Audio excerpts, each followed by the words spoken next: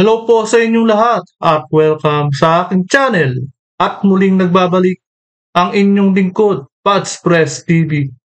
Ito po, sa video ito ay makikita po natin na medyo maagang nangangampanya na si Congressman Dan Fernandez. Kaya dito po sa video ito ay matutunghayan po natin para sa mga taga Laguna. Kayo na po ang humusga at syempre, kayo na rin po ang kikilatis sa inyong kandidato na si Dan Fernandez na nangangampanya po bilang gobernador dyan sa inyong lugar, dyan sa Laguna. Kaya heto po ang video ito.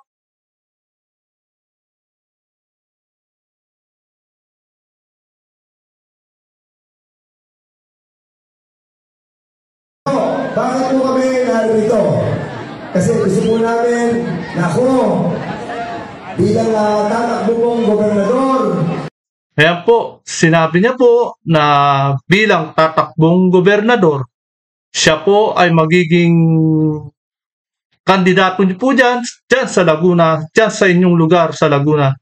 Sana sa mga taga Laguna ay isipin niyo muna po na kung paano mapapaunlad ng isang kandidato ang inyong lugar. At syempre, number 1 na problema natin, ang baha. Sana masolusyonan ng gobyerno natin, ang gobyerno nyo pala dyan sa Laguna, ang tungkol sa baha. At syempre, dyan sa taas ng bilihin, dapat may plataforma ang isang kumakandidato. Ipapaliwanag niya at syempre, magpaplano siya. Humingi po ako ng suporta sa inyo. Teka, humihingi raw po siya ng suporta. Anong klaseng suporta? Maliwanag na maliwanag, ang inyong boto ang hinihingi niya. Ano naman, bilang gobernador, may dala akong biyaya. Nakpo, grabe. Biyaya. Biyaya, ayuda. Ayuda o tupad. Yan po yung mga, kung iisipin po natin, yung iniisip nyo na nagsabi na si Vice President na naging legal na vote buying. Eto na po yun. Legal na vote buying to. Pero dapat shout out po sa mga taga-Comelec dyan. Sana mapansin nyo to ang ginagawa kong isang kandidato na to. Nagbibigay ng biyaya sa mga tuwid. Vote buying. O magbibigay ako ng benepisyo sa inyo. Nako, benepisyo. Biyaya at benepisyo. Maliwanag na ambunan po kayo ng biyaya at benepisyo dyan ni Congressman Dan Fernandez. Kumakandidato po siya, tandaan po natin, kumakandidato at bibigyan kayo ng benepisyo, biyaya. Kayo po ay aambunan ng benepisyo at biyaya ni Congressman Dan Fernandez. Pero sa atin po, ang mga ganyang klaseng mga kandidato magdalawang isip na po tayo.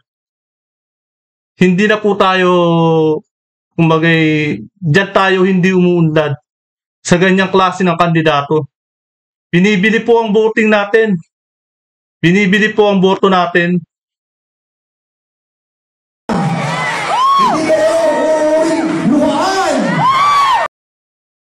Dinadaan po tayo sa patawan ni Congressman Dan Fernandez. Talagang pinasasaya po kayo dahil sa biyaya at regalo. Biyaya at syempre, benepisyo. Yan po ang ginagawa ni Congressman Dan Fernandez sa inyo. Pinasasaya kayo at nangangako na agad ng biyaya at benepisyo. Pero nasa na yung plataforma? Nasa na yung plano mo para sa lugar mo? Nasa na? Uwi kayong may dalang pera! Ayan na po ang maliwanag sa sikat ng araw. Vote buying po ang ginagawa niya. Talagang grabe. Aside doon sa bibigyan po ni Congressman Don Ronain, ibibigay. Sinabi niya po, pera niya ng personal. Magkano lang ba ang sahod ng isang congressman? Ang dami-daming tao dyan sa Laguna. Bibigyan mo ng pera, lahat yan. Eh di, ang problema, hindi kami naniniwala na galing sa pera niya.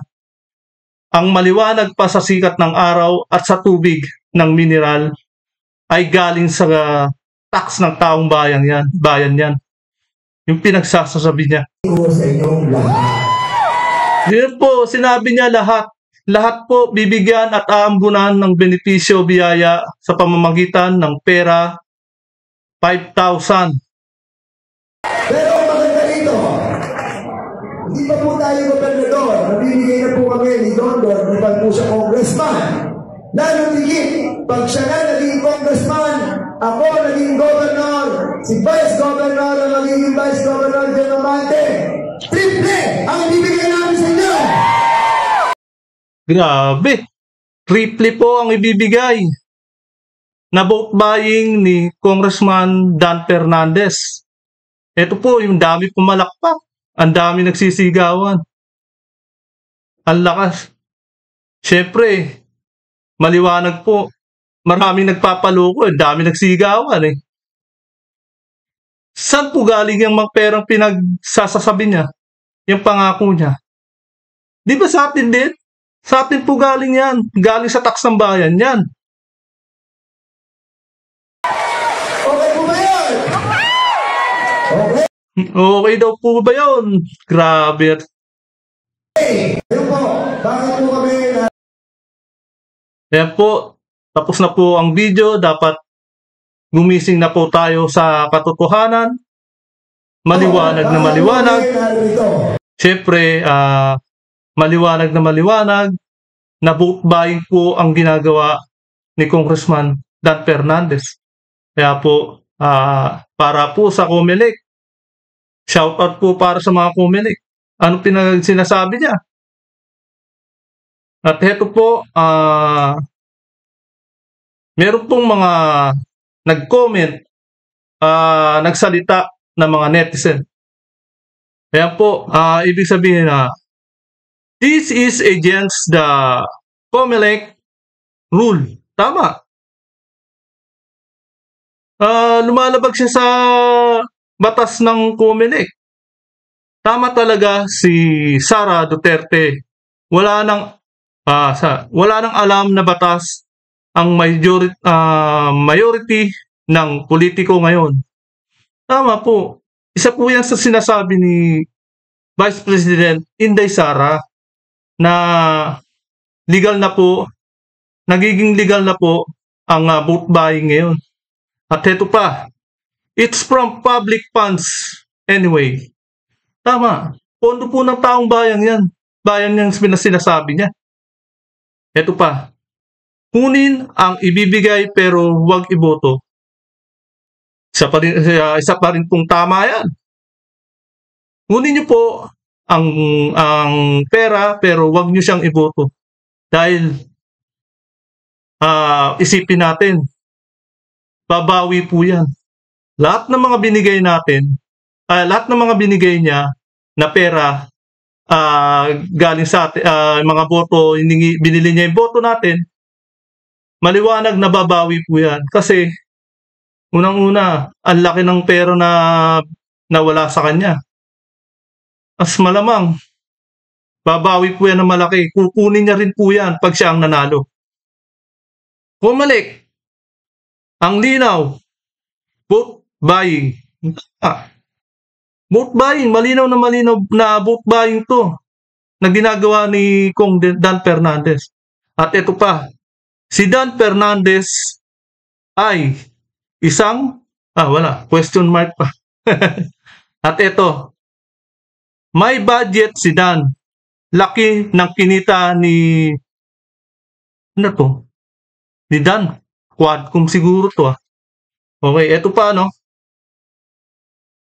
Ayan, meron pa. Vote for Aragons. Ito pa 80-80 na lang ang boboto kay Dan Fernandez. 80-80, ibig sabihin, obo. Vote buying na to. Bakit walang aksyon ang COMELEC? Grabe. Dapat may aksyon na ang COMELEC dito kasi naka-video to eh. Ito pa no, sa amin ganyan din si Kimbo. Kukunin lang naman namin, hindi namin siya iboboto. Ganyan na po ang sinasabi ng ibang tao. Dahil unang-una po, sa atin po yung pera. Galing sa tax natin yun. Kunin natin. Pero huwag natin sila iboboto. Take the money because it's your. But don't vote for him. Parehas lang po to sa nauna. Ito po, meron pa. No to Dan Fernandez. Crocs in Crocs. Talagang Crocs in Crocs. Yan po ang ibig sabihin ay crocodile. Ito po, no? Ito pa. Ito po. Yan. Si Crocs ba yan? Opo, si Crocs. Ito pa po, no? Vote buying in broad daylight. Broad daylight. Yan, meron. Ito, nakakasad daw. Obviously, please Lord help us. Vote wisely. Lead yung guide. Lead yun ang guide. Kumbaga, maging responsible po tayo sa ating pagboto. Isipin po natin ang kinabukasan ng ating anak. Diyan sa lugar natin sa Laguna. Dapat gumanda pa ang Laguna sa pamamagitan ng isang mga politiko. Ito naman, tanggap lang ng tanggap mga kabayan. Boto ninyo, ibigay ninyo pa rin sa karapat, karapat dapat. Kunin lang natin ang pera pero iboto pa rin natin ang karapat dapat. Kung sino ang karapat dapat na mamuno diyan sa Laguna. Ito pa, makasaysayan ngayon ang sistema ng COMELEC. Wala nang bawal ngayon sa vote buying. Tahimik lang ang COMELEC. Talagang ini-snub lang nila na may lumalabag sa rules nila. Hindi na sila uma-action dahil binabastos na ang batas nila. Ganyan po sila kumakabulag. Ito po, wala pang kumpanya pero nagsasalita na ng vote buying agad. Only in the Philippines. Parang wala lang sa COMELEC. Talagang tinatamaan po rito yung COMELEC. Dahil nasa kanila po yung bola eh.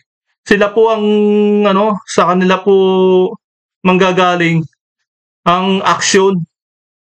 Hindi sa taong bayan. Ang taong bayan naman, pagdating na eleksyon saka sila maghuhusga. Pero dito pa lang, dapat pinaparusahan na nila yung mga politikong ganyan na nagbibigay na ng vote buying. Kaya, hello po sa inyong lahat. Hanggang dito na lamang po. At kung hindi pa nakakapag-subscribe, please subscribe my channel para lagi kang updated sa bawat upload ko. Kaya maging wise po tayo sa pagboboto sa darating na eleksyon. Yung mga gayang ganito, kagayang mga politiko, magdalawang isip na po tayo.